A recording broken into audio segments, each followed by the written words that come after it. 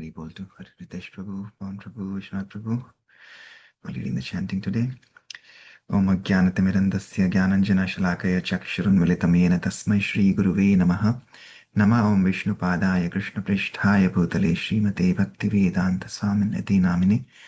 Namaste Saraswate Devi Gauravani Pracharine. Nirvishesha Shunyavadi Paschat Deshatarine. Jai Shri Krishna Chaitanya Prabhu Nityananda. Shri Advaita Gadadhar Shivasadi Gaur Bhaktivinoda. Hare Krishna, Krishna Krishna, Hare Hare.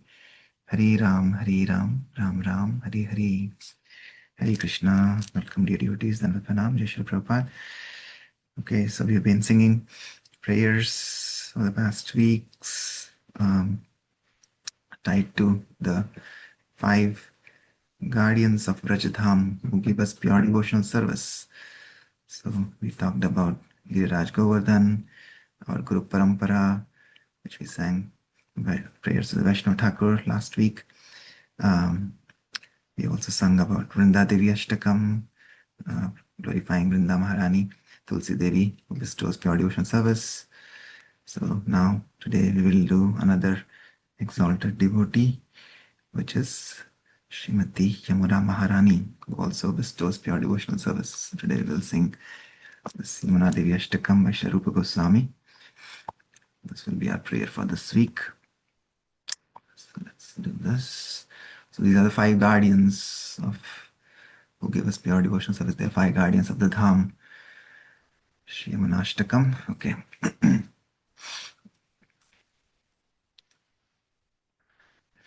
भ्रातुरन्तकस्य पत्तने बिभक्तिहारिणि प्रेक्षयाति पापिनोऽपि पापसिन्धुतारिणि नीरमाधुरीभिरप्यशेषचित्तबन्धिनि मां पुनातु सर्वदारविन्दबन्धुनन्दिनि आरिवारिधारयाभिमाण्डितोरुखाण्डव पुण्डरीकमण्डलोद्यदण्डजालिताण्डव स्नानकामपामरोग्र पापसम्पदन्दिनि मां पुनातु सर्वदारविन्दबन्धुनन्दिनि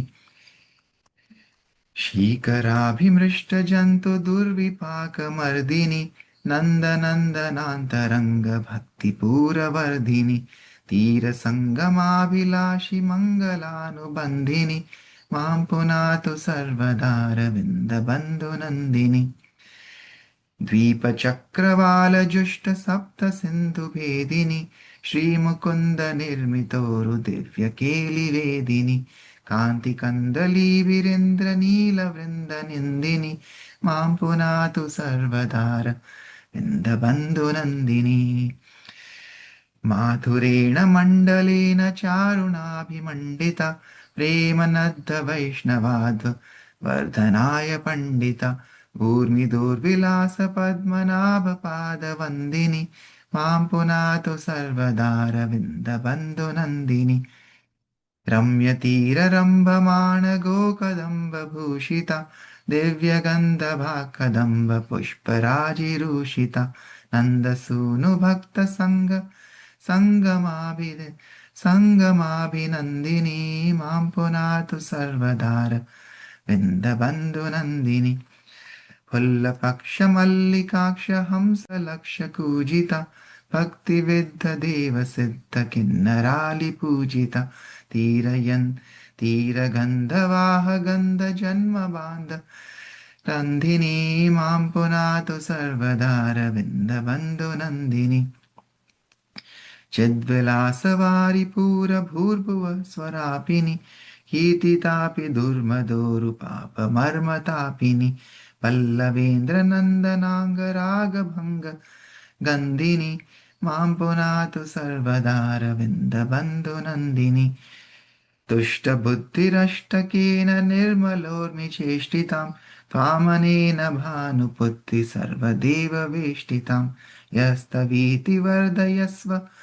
सर्वपापमोचने भक्तिपूरमस्य देवि पुण्डरीकलोचने मां पुनातु सर्वदारविन्दबन्धुनन्दिनि मां पुनातु सर्वदारविन्दबन्धुनन्दिनि हरे Krishna Krishna Krishna Hare Hare Hare Rama, Hare Rama, Rama Rama, Hare Hare. Shri अवनाष्टकम की जय, श्री रूप गोस्वामी की जय, जगत श्री प्रभुपाद की जय. Anyone would like to read the translation today? Hare Krishna. I Yes. can read Prabhuji. Hari bol. Go ahead, Mataji. Translation. May Sri Yamuna, who is the daughter of Surya Dev, who saves one from having to enter the city of her brother Yamraj, the sight of whom enables the most sinful persons to cross the ocean of sin, and the sweetness of whose water charms the hearts of everyone, always purify me.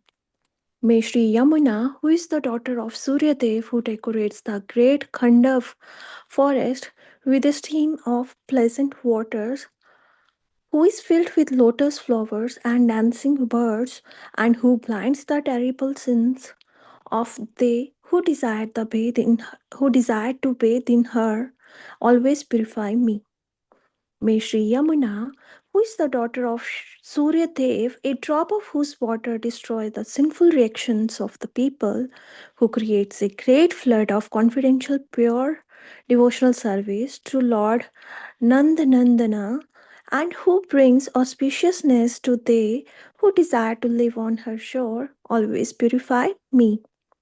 May Sri Yamuna, who is the daughter of Surya Dev, who divides the seven oceans and seven continents, who witnessed many of Lord Mukunda's transcendental pastime, and whose splendor rebukes a host of spheres, always purify me.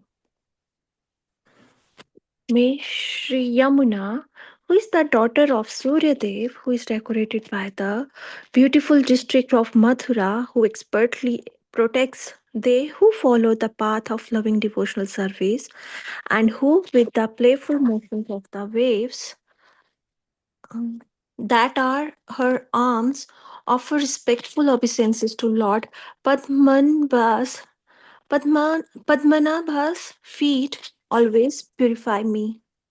May Sri Yamuna, who is the daughter of Surya Dev, whose charming shores are decorated with many lowing cows, who is filled with many splendid and fragrant kadamba flowers, and who is delighted to have the company of Lord Krishna's devotees, always purify me. May Sri Yamuna, who is the daughter of Surya Dev, who is filled with the warblings of thousands of joyful Malikaksh swans, who is worshipped by the Vaishnavas, Devas, Siddhas, and Kinnaras, and the slightest scent of the fragrant breeze, moving on whose shore stop the cycle of repeated birth and death, always purify me. May Sri Yamuna, who is the daughter of Surya Dev, who is the famous, splendid spiritual river flowing through the Buhu, Bhuva, and Swaha planet, who burns away the greatest sins, and who is fragrant with scented ointments from Lord Krishna's transcendental body, always purify me. O lotus eyed one, O daughter of Suryadev, O rescuer from all sins, please flood with pure devotional service that person who, reciting these 8 prayers with a cheerful heart, glorifies you, whose waves are pure and splendid, and who is accompanied by all the demigods. Hare Krishna. Hari bol. Thank you, Aarti Mataji. Hare Krishna, yes. So, Yamuna Maharani protects us and purifies us. We need the two P's, protection and purification. So when we do these prayers, when we recite these prayers have the power to both protect us in this world that we live in, protect us from all the sins, sinful activities that are happening around us, and purifies our consciousness with which we can go back home, back to Godhead. So that's why these prayers are so powerful, because they are filled with protection and purification. Those are the two P's that we want. Okay, so let's continue with reading from Srila Prabhupada Lilamrit. And we are on chapter 51, where Prabhupada is teaching how to chant Hare Krishna and fight. So it's all about chanting and fighting. And Prabhupada is literally, we can see, at multiple levels, just like we talk about protection. Prabhupada is being protected by the Lord. He's having, his health is deteriorating. Uh, Still, he's continuing to chant, preach, and fight. His his disciples are bringing him many problems that ISKCON and the society is facing across the world, with oppositions from scientists, from philosophers, from lawyers. So there are court cases happening. Still, he's continuing to chant and fight. Right, personally, uh, we see how he's going through these different cities, and he's seeing how corrupted and degraded the society is becoming. He is traveling from Orissa back to Calcutta, and he's seeing people are just being misled by materialistic society, materialism. Everybody is just in the mode of passion and ignorance. Those two people who were on the train, they were drunkard. Prabhupada is saying they're from Brahmana families. Their surnames are Mukherjee and Chatterjee. That means they're Brahmana families from Bengal, but now they are so degraded. They're drunkards, and everybody's caught up with intoxication and cigarettes and smoking and all the abominable activities. So the Prabhupada is seeing society is being corrupted still. Again, the medicine that he's prescribing is to chant and to fight, to go on preaching the message of Lord Shri Krishna that Shri Chaitanya Mahaprabhu taught us. So like that, this chapter, so Prabhupada is now back to Mayapur, and despite his bad health, where now he's almost 81 years of age, and so his disciples are feeling anxious about his health, but again, they know that his presence itself is transcendental. Krishna is the protector. Krishna is the supreme controller, supreme protector. So he is taking care of Srila Prabhupada despite his busy schedule. He's continuing to travel and preach and have more disciples without being disturbed about his health. So let's continue reading from here. So Srila Prabhupada did not dwell himself on the subject of his health. He was too absorbed in spreading the Krishna consciousness movement. Okay. A few days after his arrival, Srila Prabhupada journeyed by car and ferry to Navadvip to visit the ashram of his godbrother Bhakti Rakshaka Sridhar Maharaj. But while walking up the steep stone steps, Prabhupada's leg suddenly gave way and he collapsed. Fortunately, Harishwari was close enough to catch him. It was the second time Prabhupada had collapsed in less than 2 weeks. Both times he had been actively preaching, and both times he had continued on his way with no mention of what had happened. In Bhubaneswar, Srila Prabhupada had promised Swarup Damodar he would go to Manipur with him after the Mayapur festival. Manipur, an independent country north of India, was mentioned in the Vedic literature. Prabhupada said Arjuna's wife Chitrangada had come from Manipur, and it had been ruled by Krishna-conscious Kshatriyas. Now Srila Prabhupada, encouraged by Swarup Damodar, who was born and raised in Manipur, was eager to go and try to revive a Krishna-conscious state there. But with his weakening health, he questioned whether he should travel. Harishwari, who had been with Prabhupada continuously for 18 months, felt that Prabhupada's health was not likely to improve, and in one sense, the Krishna consciousness movement was spreading so widely under Prabhupada's direction that it was perhaps not so necessary for Prabhupada to travel, at least not with the extraordinary expenditure of energy and strength that he had been displaying for the last 10 years. Maybe he could retire from traveling. Even during the previous summer, when he had been traveling in the United States, he had once remarked that he simply wanted to go there to become encouraged by how well his devotees were managing everything by themselves. He used to say that he had laid the foundation and erected the framework for building of the Krishna consciousness movement. Now his followers simply had to fill it in. He would often say he had injected medicine into the system of materialistic society. Now it would spread and act. He also said he had ignited the fire that would now rage around the world. Therefore, although he was always anxious for his movement, he had confidence. One morning, just after breakfast, Prabhupada was on his veranda looking out across the land of Mayapur. Turning to Harishwari, he said, Actually, it does not matter even if I die immediately. I have given the basis for everything. And now, if they simply manage things nicely and follow whatever programs I have given, then everything will be successful. Harishari was disturbed to hear such statements and he remained speechless. Then Prabhupada added, "But still, I would like to finish the Srimad Bhagavatam." Srila Prabhupada's stay at ISKCON Mayapur had been quiet, but as the GBC men began arriving from the west, he heard the latest news of the fierce opposition to Krishna consciousness in America. Tamal Krishna Goswami and Brahmananda Swami, coming from New York, reported that the case in which Adikesha Swami was being charged with mind control would be heard later in March and that the judge had given Adikesha permission to come and see Srila Prabhupada.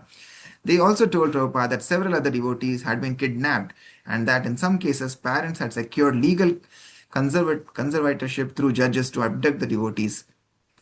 "What is the complaint of the opposing party?" asked Prabhupada. Again, as when he had argued with Rameshwar Swami, he defended the Krishna consciousness movement while his disciples fired materialistic arguments at him. It was not just an exercise, he was training his disciples. He had to answer any arguments that had discouraged or weakened them. And beyond that, he was actually the ultimate defender of Krishna consciousness. "They say we are zombies," said Brahmananda. "Zombies?" Prabhupada asked. "What is that?" "Zombies," said Harishwari, "like a robot. We have no brain. We are like machines. They say we have no freedom of choice." "Children have got also the same thing," replied Prabhupada. "But the father stops. Children want to play. They do not like to go to school. Father does not like it. Is that father's attempt to check the child's freedom? Every father is doing that. The government is doing that. Why the government is checking criminals?" Prabhupada was interested to hear other news, and Tamal Krishna Goswami reported on the new ISKCON farm in Pennsylvania and on the restaurant in New York City. Brahmananda Swami talked about their new farm in Africa, and both he and Tamal Krishna gave their impression of things at Hare Krishna land in Bombay and reported on Gopal Krishna Maharaj's progress in printing Prabhupada's books in various Indian languages. "So, this is the thing that is starting to happen now," said Tamal Krishna Maharaj. "They are lobbying in the Congress of the United States to pass laws that if someone is abnormal, then the parent should have the right to commit him to psychological treatments. Even though the child may be 50 years old and the parent 70 years old, if the parents think that the child is not sane, then they have the right to have the child committed." "This is very dangerous," said Prabhupada. They told Prabhupada of a devotee who had been kidnapped while distributing books at an airport. The court had given the girl's parents legal authority to have her confined for 30 days in a special center in Arizona run by deprogrammers. They also told him that among the lobbyists advocating kidnapping were powerful groups of Christians and Jews who had become active because they saw that other movements, not only the Krishna consciousness movement, were taking young people away from the religion of their parents. Tamal Krishna suggested that a probable result of ISKCON's court case in New York would be to establish ISKCON as a bona fide. Defenders of civil rights in America were alarmed at the threat to constitutional liberties, and therefore the court case was generating great interest. It was a test of freedom of religion. Tamal Krishna Maharaj told Prabhupada it was the biggest test case of the decade and that the American Civil Liberties Union had taken it as one of their main priorities. "Two states have passed laws making this deprogramming legal," said Brahmananda Swami, "and they also give tax exemption. That means the government is giving support." "Yes," said Prabhupada, "they are afraid that these Krishna consciousness men may capture the government." "Yes," agreed Tamal Krishna Goswami Maharaj. "Some of them are saying that the Krishna conscious organization is very powerful and that our ambition is to take over the world." Srila Prabhupada laughed. "That is a fact. Well, let us see. It is a fight between Krishna and demon. Let us do our duty and chant Hare Krishna. Everything will be all right." There were so many demons. Prahlad Maharaj was 5 years old boy and his father was such a big demon, but still Prahlad Maharaj was victorious.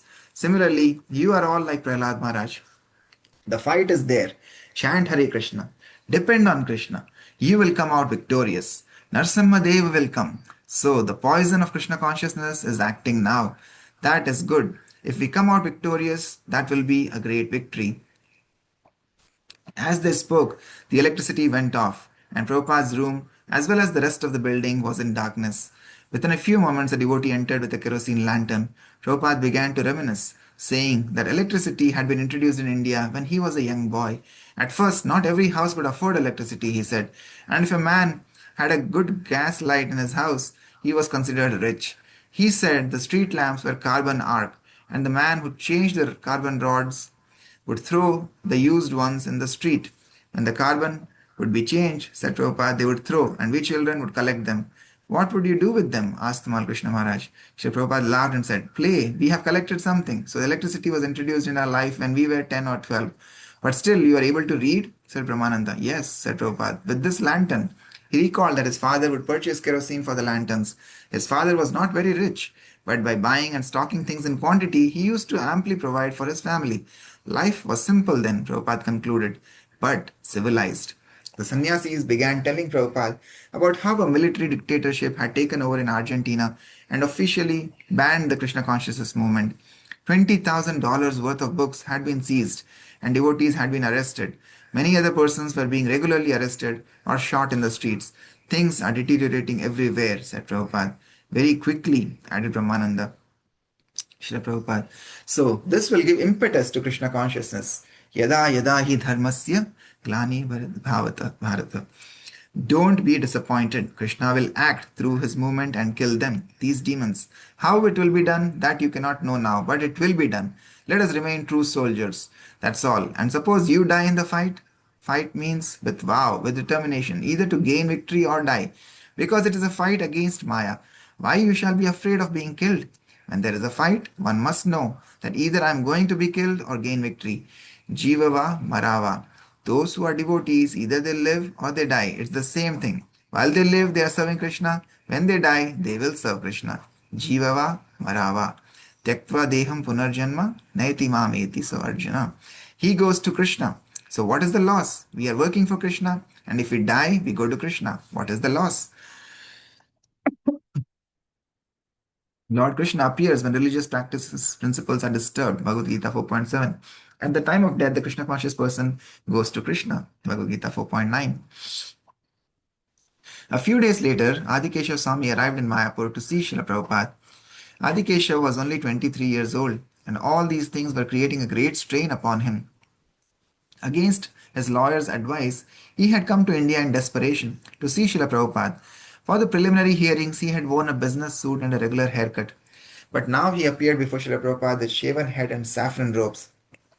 Other sannyasis had also arrived, and they all gathered in Prabhupada's room, eager to get his direction. This movement is not brainwashing, Prabhupada began. We are brain giving. First of all, you must have brain. Then there is a question of washing. But you have no brain. You do not know what is this life. You cannot explain what is the difference between a dead man and a living man. You have got so many big scientists and philosophers, but you do not know. So where is your brain? First of all, prove your brain. Then there can be a question of washing. It is not brainwashing, it is brain giving movement. Unfortunately, you have no brain. Therefore, you misunderstand. On this point, the Bhagavad Gita will explain. What do you think, brainwashing or brain giving? Yes, said Adikeshav, this is good. Prabhupada said the devotees should consult among themselves, write an essay and send it to the court. His main point was that most people could not understand the simple truth of the soul. They are in need of knowledge, and the Krishna consciousness movement is giving essential knowledge of the soul. Therefore, it is a brain giving movement. Adikeshav took the role of the antagonist. Well, he said, I have a brain and it is functioning. Otherwise, how could I be speaking to you now? How could I even answer you? But that speaking and the dog's barking are the same thing, said Prabhupada. The dog is barking. What is the difference? He is speaking in a different language, that's all. The dog is barking and you are speaking. What is the difference? Adikeshav, but they say we have art, we have science. Whatever you may have, Prabhupada replied, you cannot answer the ultimate question. Arguments flew back and forth as other devotees in the room challenged Prabhupada's logic. But Prabhupada stuck to his main point. If a man doesn't know the difference between a dead man and a living man, if he doesn't know the soul, then he has no brain. When the devotees mentioned faith in scripture, Prabhupada said that he was not arguing on the basis of scripture, but on logic. Whatever arguments they raised, Prabhupada strongly defeated. There was no trace of illness or weakness in Prabhupada's demeanor as he drilled his men on how to defend by aggressive argument. They say that this discussion is beyond our intelligence, said Adikesha. If you say beyond your intelligence, said Srila Prabhupada, that means you have no brain. In Prabhupada's association, Adikeshav gained strength and conviction. They complain, said Adikeshav, that if one becomes a devotee, he suffers some loss of identity. But actually, they don't know who they are. So we will challenge them like that. What is this loss of identity? You don't even know who you are. So you have nothing to lose. Yes, said Prabhupada with great spirit. What is your identification? That you do not know. We are teaching that by identifying yourself with this body, you have lost your identity. Most of their charges, said Adikeshav, are based on misconceptions about our movement. For instance, they say that we do not eat enough or sleep enough. Yet we have studies from their own scientists that say our diet is good. Srila Prabhupada said, how we are living if our diet is not good? 10 years we are eating insufficiently? Then how we are living? You do not know what is good food, but the result you have to know. A cow eats so much grass, and a human being eats a small plateful. If the cow says you are not eating sufficient like me, is that logic? No, Adikeshav, it is not logic, Prabhupada. So you are just like cows and asses. You eat voraciously. Does it mean I have to eat voraciously? But what proof is there? Asked Tamal Krishna Goswami. They may argue for proof of the soul. This is proof, said Srila Prabhupada. Now, if the real active principle has left, if you can understand it, then replace it. Replace life. If you cannot, then you have no brain. Prabhupada argued that at death, although the parts of a body remained, something was missing. But you have not seen that something, said Tamal Krishna. See it or not, said Prabhupada. I can see. Why this man is dead? Something is missing. Well, said Tamal Krishna, it's just like a machine. Srila Prabhupada became fiery. A machine you can replace. Why don't you bring a new body and replace the dead one? Therefore, you have no brain. It is a completely different thing. Prabhupada said, this philosophy of the soul should be presented in court. It will be very interesting, he said. The case will prolong, and we can disclose our whole philosophy. Is it not? Think deeply, over and over, and fight. Tell them, what is your seeing? You cannot see beyond this wall. Does it mean there is nothing? Why depend on your seeing, rascal? You are seeing brainless. You are being brainless. I take it as an opportunity for describing our whole philosophy. Don't take it as otherwise. Rather, prove yourself sufficient in the subject matter. This is a trial examination. The devotees told Prabhupada how critics were examining the Srimad Bhagavatam and trying to find fault with the devotees on the basis of their philosophy. They were challenged in court about Prabhupada's statement that man had not gone to the moon. I personally did not go with you, said Srila Prabhupada. So how shall I believe? From the practical point of view, I did not go. It is just some news. So why should I accept it? They believe some paper, that's all. So why shall we not believe the Vedic literatures? Vedic literature is so authoritative. It has been accepted by the acharyas. Next, the devotees began talking about how the parents and deprogrammers justified their use of force. This clouds the issue in the courtroom, said Tamal Krishna Goswami, because everyone naturally feels very sympathetic towards the fathers and mothers. Why don't you quote from our Shastra, replied Srila Prabhupada, that he is not father. Pitana sasyat. Find this verse. Pradyumna had the book off the shelf and his finger on the verse within a few seconds. He read, Gurur nasa syat svajano nasa syat, pita nasa syaj janani nasa syat. Daivam natat syan न पतिश्च सस्यान् न मोचयेत् इह samupeta mrityum. One who cannot deliver his dependents from the path of repeated birth and death should never become a spiritual master, a father, husband, mother, or worshipable demigod. So, is he the father? Asked Prabhupada. What is the purport? Adikesha Swami. They argue sometimes that you will argue your point, interrupted Prabhupada, but our point is there. We shall argue from our point of view. Unless the father releases the son from the cycle of birth and death, he is not father. Srila Prabhupada never let up and finally he concluded, if you try to advise a rascal, he will be angry. So this is the position. Still, we have to do our business. What can be done? Difficult task. Therefore, if you want to please Krishna very quickly, struggle for preaching. Yedam paramam guhyam mad bhakteshu abhidasyati. So we have got our business to please Krishna. That is our mission. So despite so many inconveniences, we have to do this business. Mudho yam nabhijanati loko mam ajam abhyayam. They are all mudhas. So we have been engaged to teach them some lesson. I'm never manifested to the foolish and unintelligent. For them, I'm covered by my eternal creative potency, Yogamaya. And so the deluded world knows me not, who am unborn and infallible. Bhagavad Gita 7.25. Okay, pause here. Yeah, so we see everywhere in the world, like you were saying, the world is becoming like an ocean of poison. There is so much of sense gratification. Everybody is disillusioned, covered by ignorance, thinking themselves to be the enjoyers, the creators. There's so many avenues for sense gratification. People just feel like this life is to be just enjoyed. And if somebody comes in and teaches something else, and then people become angry and upset, right? So even in India, we see people, if they start taking the beat, chanting, going to temple, everybody will think, wow, you become crazy, right? But if the same thing, if they're going to party, they're watching movies, you know, drinking, eating, smoking, everybody thinks, oh yeah, this is normal, right? So this has become the new normal in the world around us. So that is why this world is becoming like an ocean of poison. But that is when pure devotees, they come, just like when the Samudra Manthan happened, right? Shivji had, again, Shivji was not obligated, but as a service to the Lord, he took up that service to drink the poison that came out, right? And as he kept the poison in his, stored it in his neck, right? So like here in this world, we see if there is a uh, like a snake, it will spit the poison on you and you will die. Or if you drink the poison, then you will die, right? But like that, Lord Shivji, he perfectly balanced the poison in his neck. It's not even coming out or it's not even going in, right? So like that, and pure Vaishnavas, pure devotees, they come, they are just drinking this poison around them and then they're holding it. So the poison is not coming out to kill other people, but actually only pure divine knowledge is coming out from their mouth, from their association, which is helping people understand the true identity, which they have forgotten who they are. And they are giving us this wonderful knowledge of our Shastras and how to develop our love of God, because that is the ultimate knowledge that we all should have, how to develop love of God.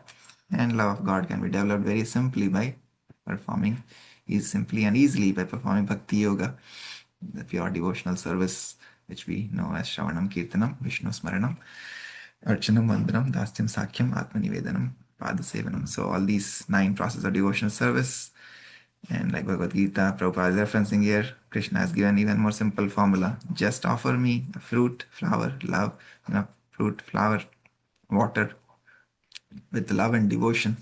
Anything that we offer with love and devotion, Krishna accepts it. So very, very simple. Bhakti is very simple.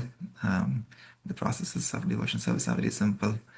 We can take one thing, go deep in it, and we can perfect our life. But yeah, Prabhupada is saying that the world around is becoming so deteriorated that unfortunately we have to fight, like Krishna advised Arjuna that we have to fight. So we have to do our duty, but depend on Krishna. So we have to chant and fight and depend on Krishna. Okay, so we have to do our duty. We cannot just give up. Anyway, so yeah, a lot of Prabhupada is very strong in his defense, but he's almost at the end of his pastime on earth, but he's passing on this knowledge, passing on the strength to his next generation of disciples so that they can take the movement forward. And that is what the parampara is, this knowledge that we are receiving in parampara and disciplic succession. It will continue to go on and grow on from here for the next 10,000 years as Prabhupada predicted. So right now it is our turn in the parampara as we are here, and we, like Prabhupada is saying, a true father is one who preaches this and who makes his child Krishna conscious. So as parents, as responsible citizens in the society, we have to, that is only charity. Like we say, charity begins at home. So as parents, we have to give this charity to our next generation. This is the biggest charity that we can give, because everything else the kids will learn in this world. But if we give them this charity and we give them a strong foundation, then they can build pillars and their life on that strong foundation, and they can go on and continue to pass this dharohar, this uh, gift that we have received to the next and next and next future generations. So that is also a big service that we can offer to the Lord by passing this on to our next generation. Okay, anybody else would like to share anything from today's reading?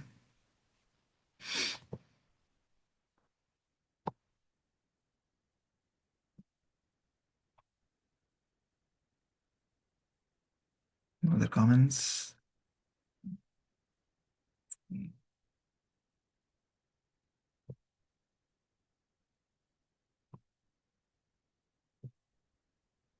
Okay.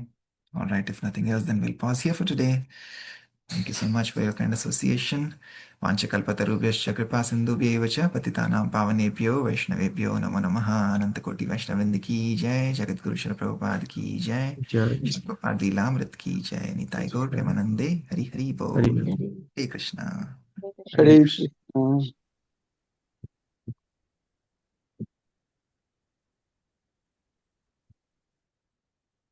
Hare Krishna.